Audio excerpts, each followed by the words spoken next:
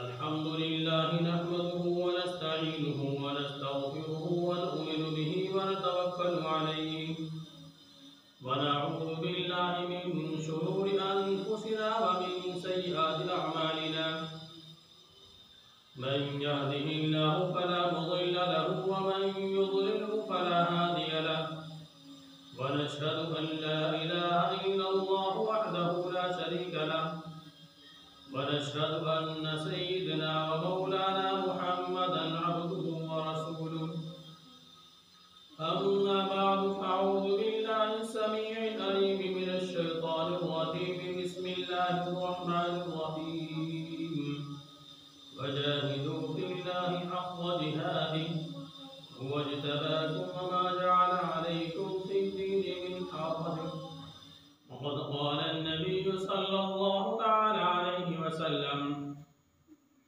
हुब्बुल वतनि मिनल ईमान औ कमा क़ाल अलैहि सलातु वस्सलाम। मोहतरम सामीन, काबिल तकरीम बुजुर्ग और दोस्तों, आज 26 जनवरी 2022 है। ये 26 जनवरी हिंदुस्तान की ज़मीन पर रहने वाला हर बच्चा, हर जवान और हर बुजुर्ग खुशी और शादमानी के साथ गुजारता है और इस दिन एक ख़ास खुशी का इजहार फरमाता है। ये खुशी क्या है? इस खुशी के पीछे की हकीकत क्या है? इस खुशी के पीछे का पसे मंजर क्या है? ये खुशी हमें देखने के लिए कब मिली है? किस नतीजे में मिली है? आप आज इसी के ताल्लुक से आप हजरात को चंद बातें बतलाऊंगा। पूरी तारीख का इहाता तो एक नामुमकिन है, मुश्किल है। न मेरे पास इतना वक्त है, न आपके पास में इतना वक्त है कि आप इसको पूरा सुनें। तो इस तारीख के ताल्लुक से बतलाता हूं कि 1803 हिजरी का जमाना है और अंग्रेज की नापाक नजरें हिंदुस्तान के ऊपर पड़ चुकी हैं। हिंदुस्तान की जरखेज जमीन को ताड़ चुके हैं और परख चुके हैं और उन्होंने अंदाजा लगा लिया है कि हिंदुस्तान सोने की चिड़िया है। हिंदुस्तान की जमीन सोना उगलती है। किसी भी तरीके से हिंदुस्तान के ऊपर कब्जा किया जाए, यहाँ अपनी हुकूमत कायम की जाए और हिंदुस्तान के ऊपर अपना तसल्लुत चलाया जाए, हिंदुस्तान के बाशिंदों को अपना गुलाम बनाया जाए और अपने इख्तियार में सबको ले लिया जाए। 1803 हिजरी ईस्वी के अंदर ईस्ट इंडिया कंपनी, नापाक अंग्रेज, तन का गोरा और मन का काला, इस बात का ऐलान कर देता है आज से हिंदुस्तान हमारा है, हिंदुस्तान के ऊपर हुकूमत हमारी चलेगी, हिंदुस्तान के ऊपर हमारा तसल्लुत होगा, हिंदुस्तान को जैसे हम चाहेंगे वैसे चलाएंगे और हिंदुस्तानियों को भी अगर कुछ करना होगा तो हमसे इजाजत लेनी होगी, हमसे परमिशन लेनी होगी। हिंदुस्तान के रहने वाले इस इंसान के ऊपर इतनी पाबंदी आयद की गई कि अगर तुम्हें रहने के लिए अपना मकान बनाना है तो पहले उस नापाक अंग्रेज से तुम्हें परमिशन लेनी होगी। मकान ही नहीं, अगर तुम्हारे मकान की एक दीवार गिर जाती है, तुम्हारे मकान की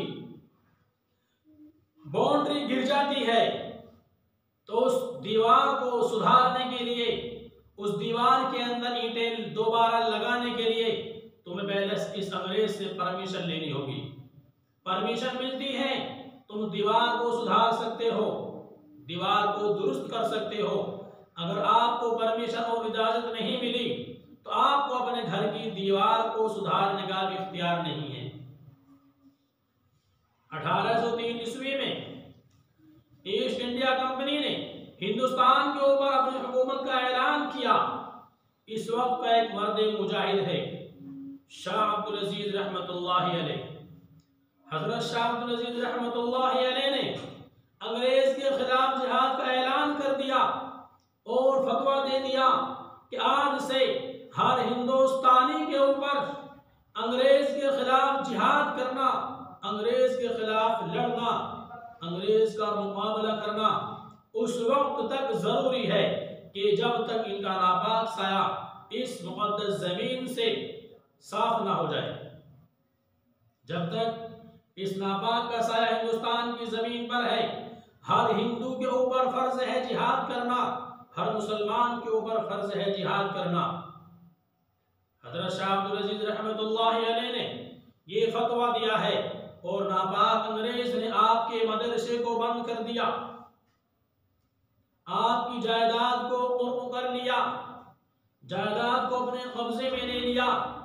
यहाँ तक कि हजरत शाह अब्दुल अजीज रहमतुल्लाहि अलैह को जहर दिया गया, जिसके नतीजे में आपके बदन के अंदर सफेद दाग होने शुरू हो गए। नतीजा ये हुआ कि हजरत किसी अंग्रेज के खिलाफ प्लानिंग करते हुए शहीद हो गए। आप शहीद हुए हैं, लेकिन आपका मिशन शहीद नहीं हुआ, आपका मिशन जारी है। आपने अपने दो शागिर्द छोड़े हैं, सैयद शाह इस्माइल शहीद रहमतुल्लाहि अलैह, सैयद अहमद शहीद रहमतुल्लाहि अलैह। आपके इन दोनों शागिर्दों ने आपके मिशन को आगे बढ़ाया। हिंदुस्तान के कोने कोने के अंदर जाकर, हिंदुस्तान के हर शहर के अंदर जाकर हिंदू भाइयों से भी, मुसलमान भाइयों से भी इस बात का इरादा कराया, इस बात की बेअदली, इस बात का वादा कराया कि हम अंग्रेज के खिलाफ लड़ेंगे जब तक इनकी हुकूमत हमारे हिंदुस्तान से खत्म नहीं होती। हम उस वक्त तक लड़ते रहेंगे, हम लड़ते लड़ते मर जाएंगे, शहीद हो जाएंगे, तो हमारी नस्ल इनके खिलाफ लड़ेंगी। बिलाखिर 1831 ईस्वी के अंदर इन दोनों शागिर्दों ने हजरत शाह अब्दुल अजीज रहमतुल्लाहि अलैह के इस बेड़े को उठाया और फिर दोबारा जिहाद शुरू किया है। दिल्ली के अंदर, मेरठ के अंदर, बागपत के अंदर, सहारनपुर के अंदर, मुरादाबाद के अंदर, शामली के अंदर, हिंदुस्तान के बहुत सारे शहरों के अंदर अंग्रेज के खिलाफ आलमी बगावत बुलंद किया, जिसके नतीजे में एक शहर दिल्ली के अंदर, सिर्फ दिल्ली के अंदर 33,000 उलमा शहीद हुए। 33,000 उलमा शहीद हुए हिंदुस्तान की आजादी में, अंग्रेज के खिलाफ लड़ते हुए, सिर्फ शहर दिल्ली के अंदर। और दिल्ली से लगाकर शामली के मैदान तक रोड के ऊपर कोई दरख्त ऐसा बचा हुआ नहीं था कि जिस दरख्त के ऊपर उलमा की लाश टंगी हुई नहीं थी।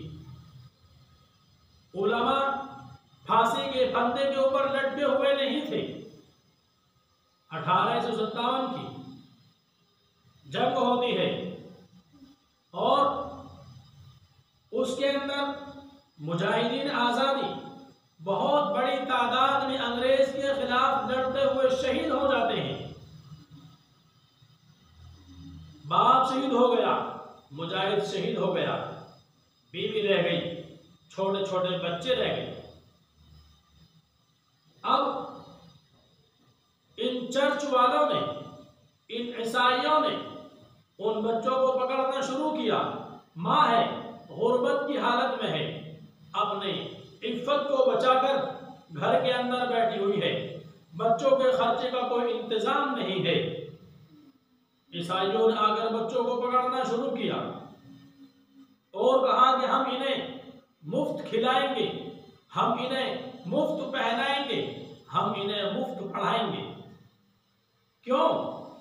इसलिए कि मुजाहिदीन आजादी ने इनको जंगी एतबार से शिकस्त दे दी है, लेकिन इनका मिशन भी अभी जारी है कि अगर ये हमारे कब्जे में नहीं आए, इनकी नस्लों को पकड़ो, इनकी नस्लों को अपना फौजी बनाओ, इनको पढ़ाएंगे, इनको लिखाएंगे, खिलाएंगे और इनको अपनी फौज का सिपाही बनाएंगे। उसी वक्त में हमारे अकाबिरीन की दूरअंदेश निगाहों ने देखा, दारुल उलूम देवबंद की बुनियाद डाली 1866 के अंदर दारुल उलूम देवबंद की बुनियाद डाली है और हर बस्ती के अंदर जाकर घर घर जाकर उन यतीम बच्चों के हाथ थामे हैं और कहा है कि ये बच्चे हमें दो, हम इन्हें मुफ्त पढ़ाएंगे, हम इन्हें मुफ्त पहनाएंगे, हम इन्हें मुफ्त खिलाएंगे। अंग्रेज के पास खजाने की कमी नहीं, लेकिन उलमाए दीन के पास में खजाना कोई नहीं है। यहीं से इन्होंने अवाम के अंदर इस बात की बेदारी पैदा की है, अवाम को झंझोड़ा है कि इन मदारिस की मदद करो, मदारिस की मदद करो, मदारिस की जरूरियात के लिए मदद करो, इन यतीम बच्चों की कफालत की जिम्मेदारी समझो।